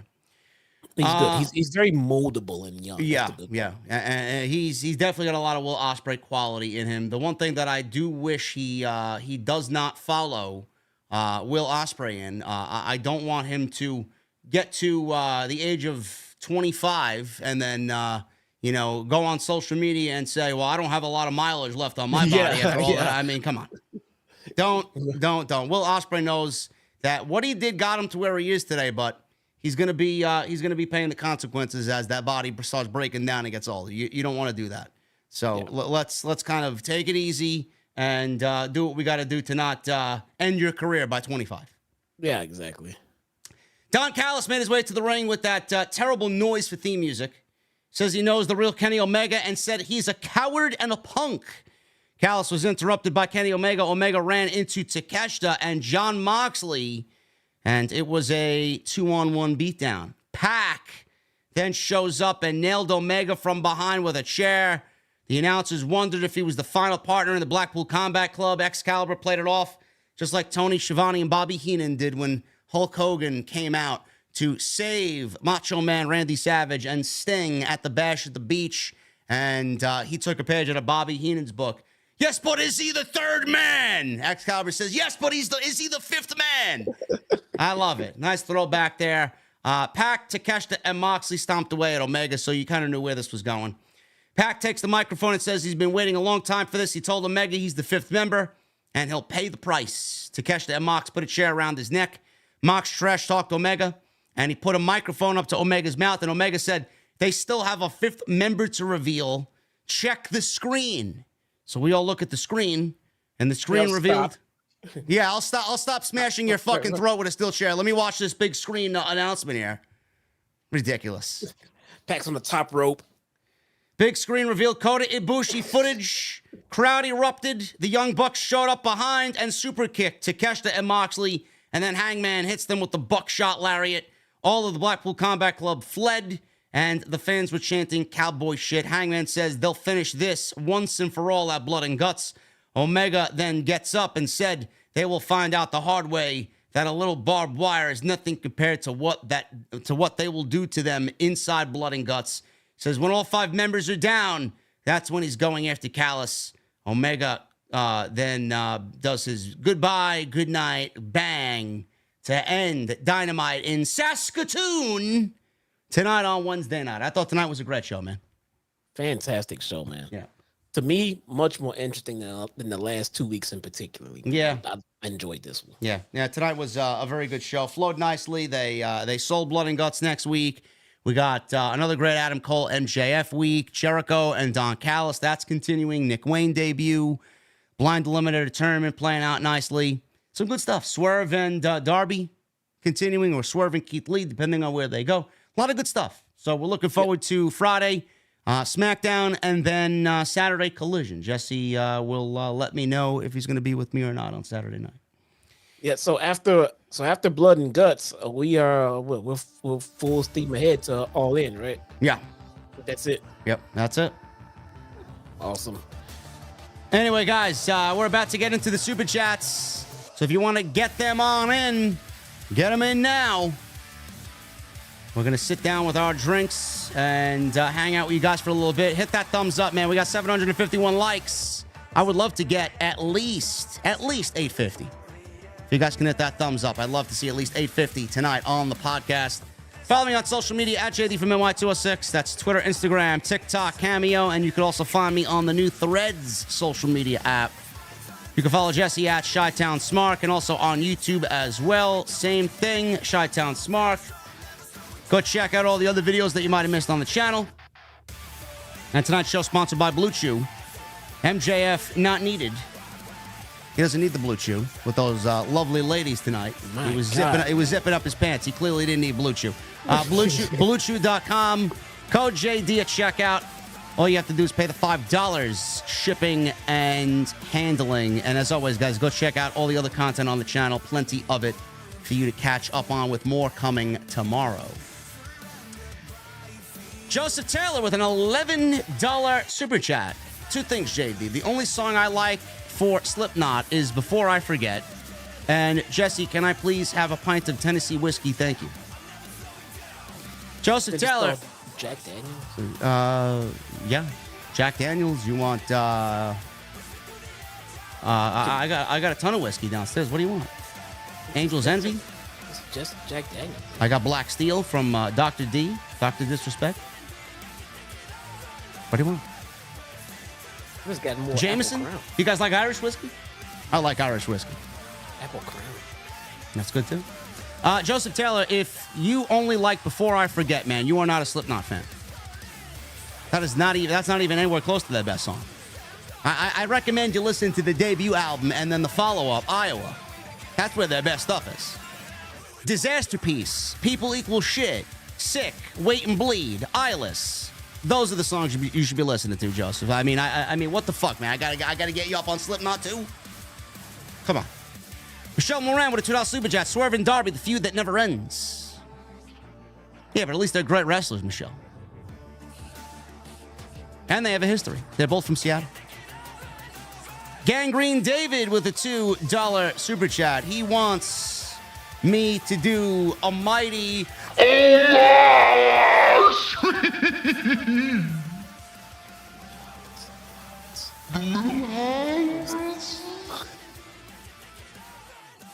Phil with a 19 months. What's going on, JD and Jesse? I can't believe it's been 19 months already. Me neither, man. That's fucking crazy.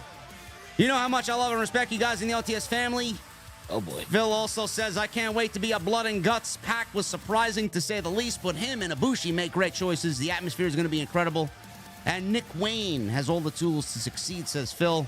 His journey will be a fun one to watch. He's only going to get better, and he's only 18. Sky's the limit. Thank you, Phil, for the 19 months and the $10 super chat, brother. Appreciate you. I saw people in the chat earlier saying how they weren't feeling Nick Wayne. They didn't like his, showcase. I do believe these are people that don't really know how to scout wrestling talent. Because if you're sitting there looking for a raw product out of this guy right now, you're looking for the wrong stuff. Folks, he's 18 years old. Seriously. He's not even old enough to have a fucking alcoholic beverage. I mean, come on, guys. Holy shit.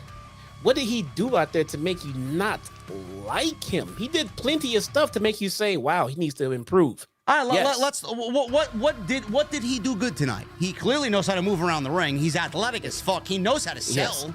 Yes. I mean, what is good stuff? What was wrong about his performance tonight? They are, dude. I don't get it. Would you go look at a I don't know, a prospect basketball player or a pitcher or something like that and say, oh nope, sorry, he didn't throw a fucking perfect game, so nope, I'm not scouting this guy. And like, dude, the raw talent. You're just looking for the basics. How well can he do the basics? Can he sell his bumps? How did he look? If you're looking for a perfect wrestler, you don't know how to scout young wrestling Some people on here were criticizing his weight. Okay. He's 18. He's 18 years old. He's a fucking baby. But you know what? For all you fucking Dominic Mysterio marks out there, he's better than Dominic. He's a better wrestler than Dominic. Yes. Dominic is fucking boring. He is. I don't know about boring, But I'd say his in-ring work is not as good as this kid I just saw tonight. But Dominic is killing his gimmick. Dominic is doing great shit. I'm not trying to shit on Dominic, but in-ring work is what this kid has. Nick Wayne has it. At 18 years old, you know how big Shaquille O'Neal was at 18 years old? Or any center in the NBA. You know how big they were at 18 compared to how they got later on in life? Be patient, man. Tony Brown with a $10 super chat. Sky Blue has an excellent turd cutter. Tony Brown, listen, bro. I'm gonna have to ask you to put the beverage down, bro. It took me a while to get that one. You may be drinking with Raging Girl Gamer, bro. Is that what's going on? Man, where is Rage been? I don't know. Oh, the heck? Hey, I thought Rage was in here earlier. No, I didn't see her. Lord J. Coyle with 21 months. Been out of work the last couple of months, but hoping next week I'll have a job again. Also, you gotta add Echo to your OTS Bangers playlist. I have to be reminded to do that, Lord J. Coyle. Thank you so much, man. Main Event 81 with 8 months. Been catching AEW more and their more wrestling on their show. I'm very glad AEW's around, so these marks need to stop complaining. Or 365 days of WWE. That was a lot. I don't know what you're trying to say there, Main Event, but I'm glad you're enjoying AEW. And yes, WWE is not good outside the bloodline. Yes. NCO7, 9 months. Kota Ibushi, let's effing go, says NCO7. Thank you, brother. Justin with an 11 months. Adam Cole and MJF have to be the greatest bromance ever. Also, PAC and Kota in Blood and Guts inside TD Garden. Yes, please. Love it. Absolutely love it. Good call. Do we get Mercedes inside the TD Garden or no? If she's able to go, I take that back. Even if she's able to go, I say no. I say if you have her, if she can go, you save her for London. Yeah.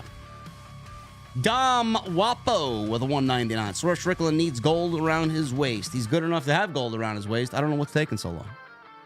Maybe he beats Orange Cassidy, man. I don't know. I would. I don't know. Sean Lee with 6 months. It's been an absolute pleasure. Been a member of this channel and this community. Thank you, JD, for everything you do and the OTS family for having me. Sean, I'm very grateful that you're here, brother, for 6 months. Thank you so much. Jabril Mohammed with a 499. So, JD, are you going to stream Fight Forever tomorrow like a virgin geek like MJF?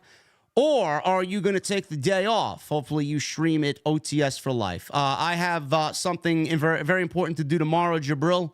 I won't be home all day, but there will be content going up as I have it already recorded. So I will be back streaming whenever I have the time, man. It's something also, a lot of you guys have asked me, JD, where's the flagship podcast? Where's, OTS 400 and something, whatever I'm up to. Listen, guys, it's the summertime, okay? I want to enjoy my summer.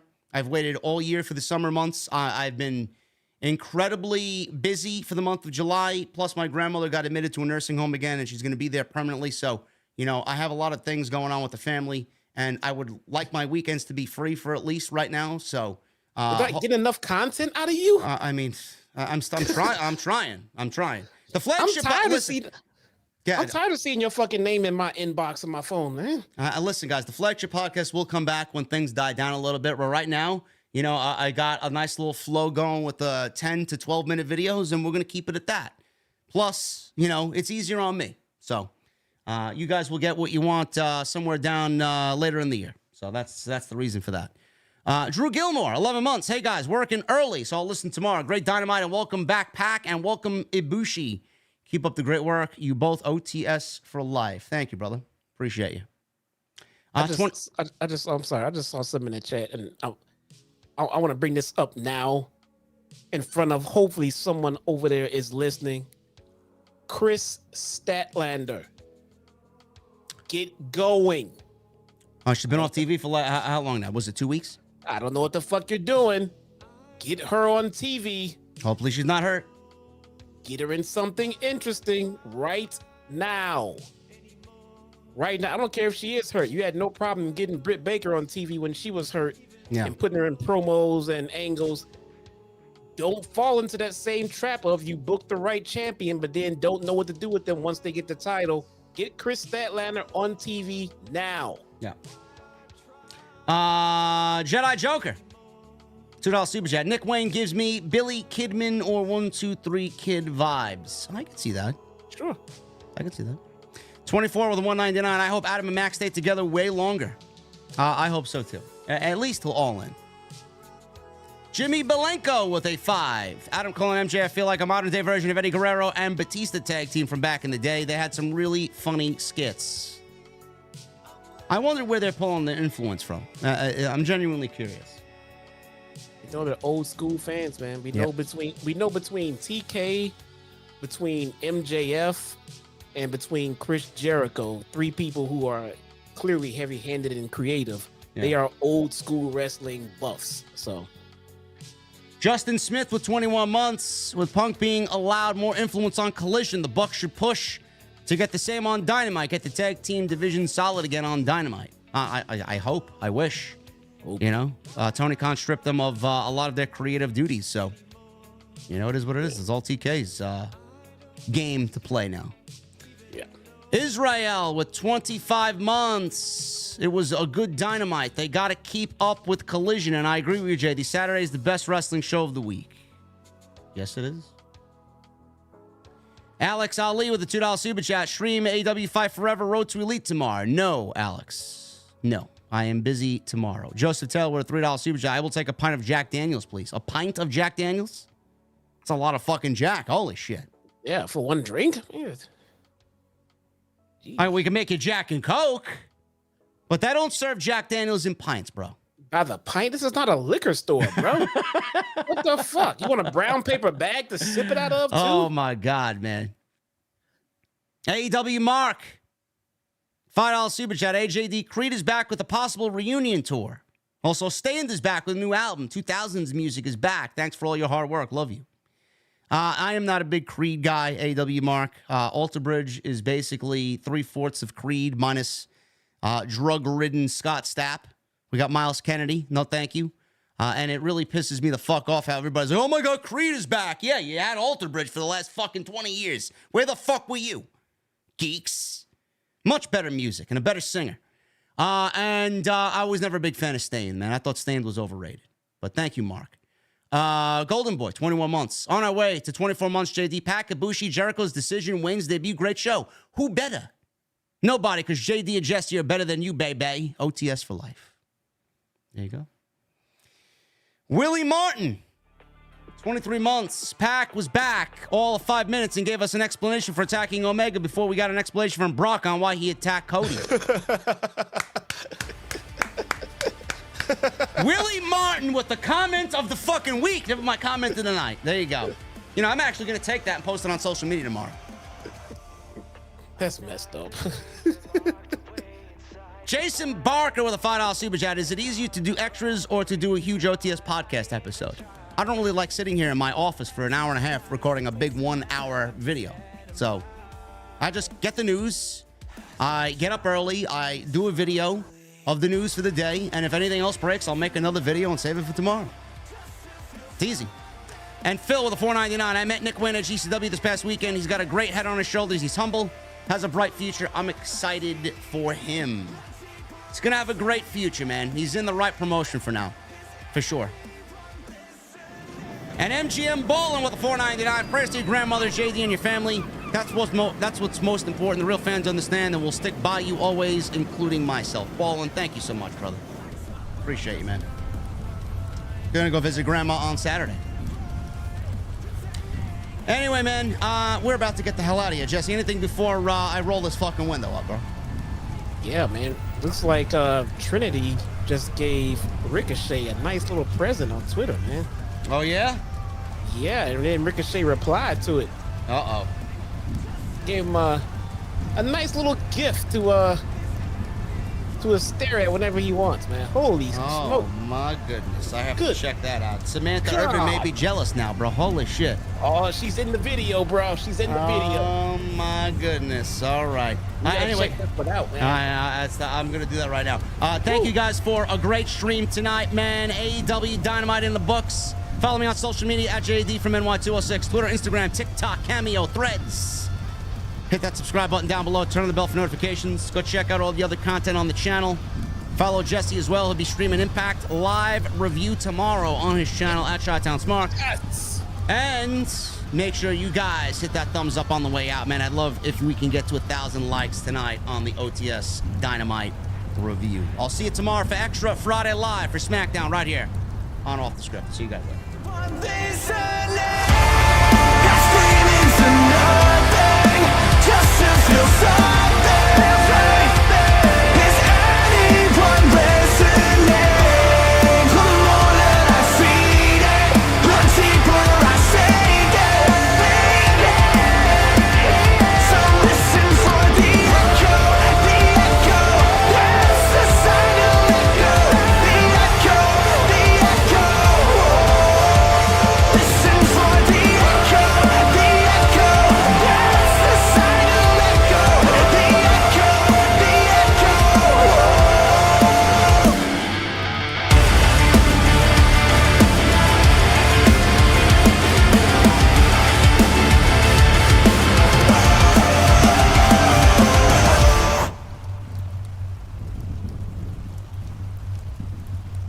And we're good, man.